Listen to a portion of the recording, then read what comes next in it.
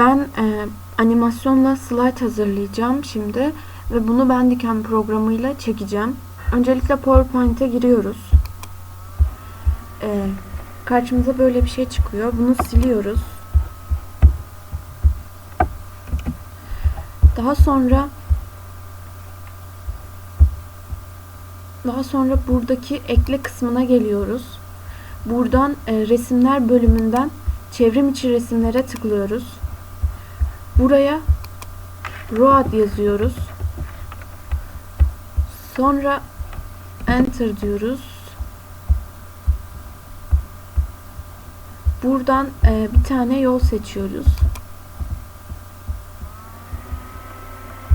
Ben bunu seçiyorum. Ekleye basıyoruz. Sonra slaytımızı biraz küçültüyoruz. Giriş kısmına geliyoruz. Buradan yerleştir bölümünden hizaladan ortalaya basıyoruz. Sonra hizala kısmından ortaya hizalaya basıyoruz. Daha sonra bu slaytımızı biraz büyütüyoruz.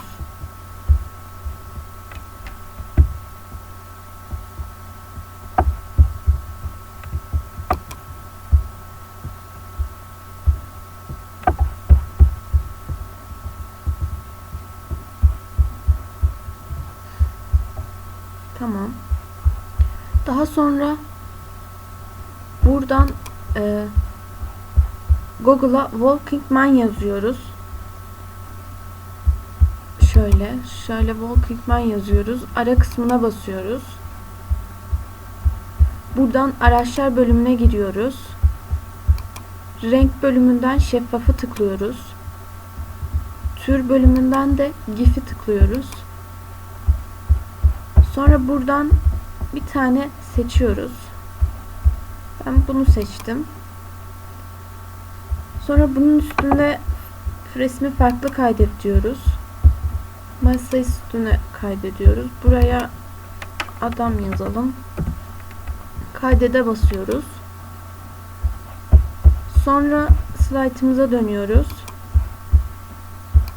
Slaytımızda ekle kısmına geliyoruz. Resimler bölümüne tıklıyoruz. Bu cihaza tıklıyoruz. Masa üstüne geliyoruz. Ve buradan resmimizi tıklıyoruz. Ekleye basıyoruz. Bunu alıyoruz. Buraya koyuyoruz. Yolda yürüsün. Daha sonra deneyelim bir oluyor mu?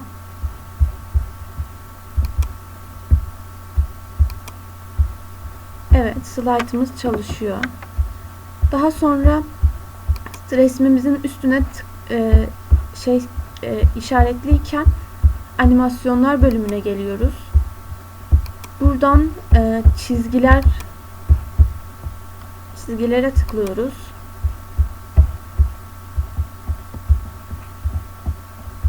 Adamın bir başlangıç konumu var, bir de bitiş konumu var. O adamın yürümesini istediğimiz için bitiş konumuna tıklıyoruz. Şunu silelim. Bitiş konumuna tıklıyoruz. Adamı buraya getiriyoruz.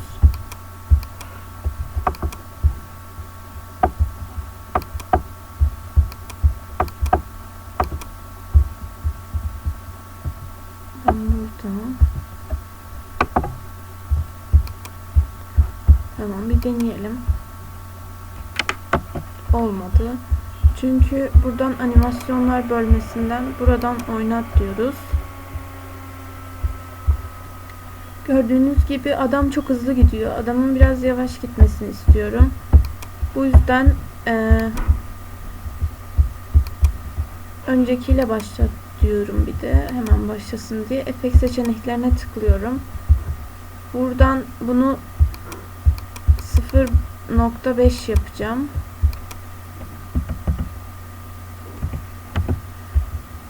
Bitişini de 0.5 yapacağım. Tamam diyorum. Adam gidiyor. Buradan slide gösterimize basıyoruz. slaytımız çalışıyor.